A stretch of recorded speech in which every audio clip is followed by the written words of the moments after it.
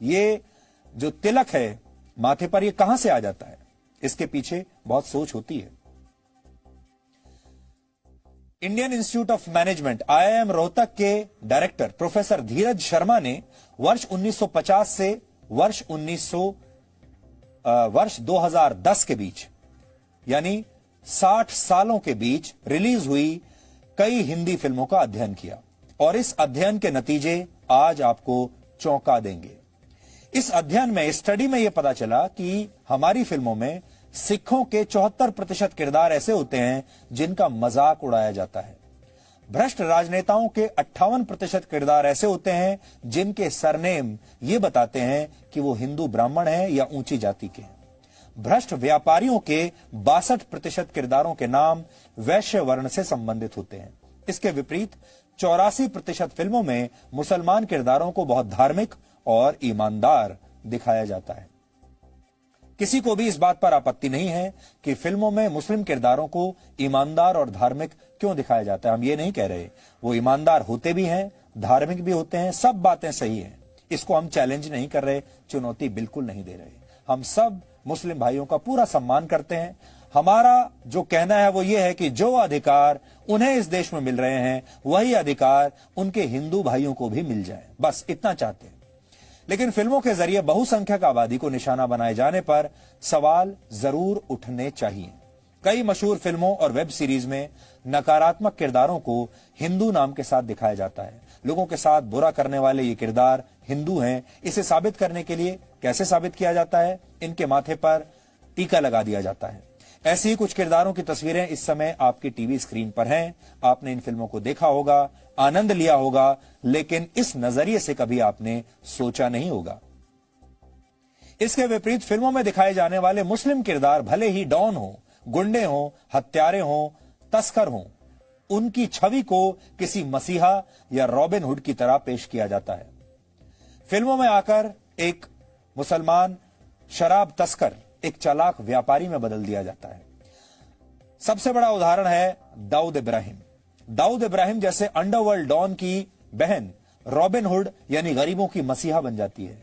दाऊद इब्राहिम को भी एक डॉन की तरह दिखाया जाता है, पूरे ग्लैमर के साथ दिखाया जाता है। एक गुंडा लोगों की मदद करने वाले व्यक्ति में अचानक से बदल जाता है। आपको ऐसे एक नहीं अनेक उदाहरण अगर आप चाहें तो मिल जाएंगे हमारी फिल्मों में। फिल्मों में हिंदू धर्म का मजाक बहुत आसानी से उड़ा दिया जाता है, लेकिन क्रिएटिव फ्रीडम के नाम पर किसी और धर्म के साथ ऐसा करने की हिम्मत किसी प्रोड्यूसर, डायरेक्टर या एक्टर में नहीं होती। 1970 में आई मशहूर हिंदी फिल्म दीवार का आपको याद होगा, एक मशहूर किरदार था विजय, जिसे अमिताभ बच्चन ने निभाया था उस समय। विजय का किरदार, वो भगवान के मंदिर जाकर भगवान पर सवाल उठाता है, लेकिन किसी को इसमें कोई आपत्ति नहीं हुई और ये फिल्म सुपर हिट हुई थी और इसे देखने वालों में भी बड़ी संख्या में हिंदू लोग थे। फिल्मों में फूहड़ किस्म के किरदारों के नाम अक्सर राम रख दिए जाते हैं, आपत्तिजनक डायलॉग लिखे जाते हैं, लेकिन इस पर कोई कुछ नहीं बोलता। वर्ष 2013 में एक मशहूर फिल्म आई थी जिसका नाम था गोलियों की रासलीला रामलीला। इस फिल्म में रणवीर सिंह राम के किरदार में थे, दीपिका पादुकोण के किरदार का नाम था लीला। इस फिल्म में एक डायलॉग आता है जो इस प्रकार है, राम रंग रलियां मना रहा होगा हनुमान गली में।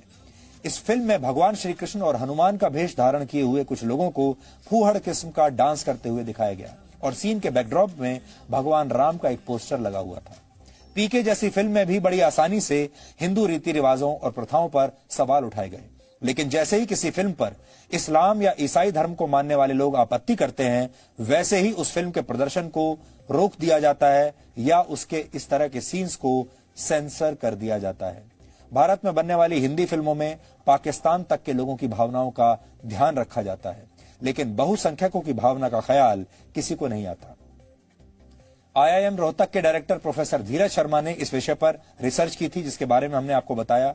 उन्होंने 20 ऐसी फिल्मों का अध्ययन किया जिनके केंद्र में पाकिस्तान था। इस रिसर्च में पता चला कि 18 फिल्मों में पाकिस्तान के लोगों को दिल का बहुत अच्छा और भारतीयों का स्वागत करने वाला दिखाया गया था, जबकि भारत के लोगों को धार्मिक रूप से कट्टर दिखाया गया था। उदाहरण के लिए मशहूर हिंदी फिल्म बजरंगी भाईजान में हिंदू किरदारों को कट्टरपंथी और संकीर्ण मानसिकता वाला दिखाया गया, जबकि ज्यादातर पाकिस्तानी किरदारों को दिल का साफ सुथरा, अच्छा और खुली सोच वाला दिखाया गया था। पाकिस्तान में हिंदी फिल्में देखने वालों की संख्या 18 करोड़ है, जबकि भारत में जिन बहुसंख्यक हिंदुओं के दम पर फिल्मों को हिट कराया जाता है उनकी संख्या करीब 100 करोड़ है। फिर भी भारत की फिल्मों में पाकिस्तानियों को तो सम्मान मिल जाता है, लेकिन बहुसंख्यक हमारे ही देश के अपना मजाक अपने ही देश की फिल्मों में उड़वाते रहते हैं। लेकिन अगर आप दक्षिण भारतीय फिल्मों को ध्यान से देखेंगे तो वहां की ज्यादातर फिल्मों में ऐसा नहीं होता। दक्षिण भारत की फिल्मों में मंदिर भी दिखाए जाते हैं और नायक को गर्व के साथ हिंदू के रूप में दिखाया जाता है। इसका सबसे बड़ा उदाहरण मशहूर फिल्म बाहुबली है, जिसका मुख्य नायक न सिर्फ हिंदू है बल्कि भगवान शिव का एक बहुत बड़ा भक्त भी है। यह अजीब विरोधाभास है कि फिल्मों में बहुसंख्यकों का अपमान होता है, अल्पसंख्यकों को सम्मान मिलता है। लेकिन एक जमाना था जब मुस्लिम अभिनेता जब हिंदी फिल्मों में आते थे तो वो अपना नाम बदल लेते थे, या ये सोच लीजिए कि उन्हें अपना नाम बदलना पड़ता था। हालांकि हम इस प्रथा का भी उतना ही विरोध करते हैं। उन्हें अपना नाम बदलने की क्या आवश्यकता है? उन्हें अपना नाम बिल्कुल नहीं बदलना चाहिए था। लेकिन जब मैं आपको उदाहरण दूंगा तो आप चौंक जाएंगे। उदाहरण के लिए मोहम्मद यूसुफ खान दिलीप कुमार बन गए। मशहूर एक्टर दिलीप कुमार। मुमताज जहान दहलवी मधुबाला बन गई। मशहूर अदाकारा मधुबाला।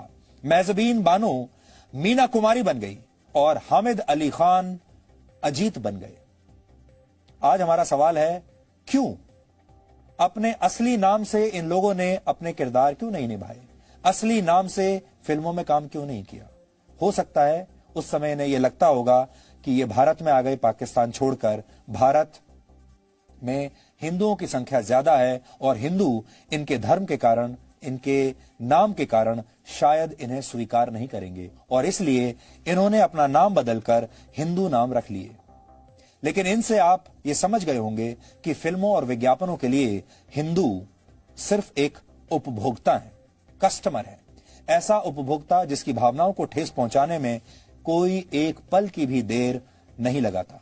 अगर आप जमानों में फर्क करें तो आप सोचिए, जब दिलीप कुमार साहब भारत में अपना एक्टिंग का करियर शुरू कर रहे थे तो उन्हें अपना नाम बदलना पड़ा, यूसुफ खान से दिलीप कुमार बनना पड़ा। लेकिन आज के दौर में शाहरुख खान को ऐसा नहीं करना पड़ा, आमिर खान को ऐसा कुछ नहीं करना पड़ा और बहुत सारे ऐसे कलाकार हैं, उन्हें भी अपने नाम नहीं बदलने पड़े। इसलिए जो लोग ये कहते हैं कि भारत असहनशील होता जा रहा है, असहनशीलता बढ़ती जा रही है, आज उनसे सवाल यह होना चाहिए कि असहनशीलता किस चीज में है?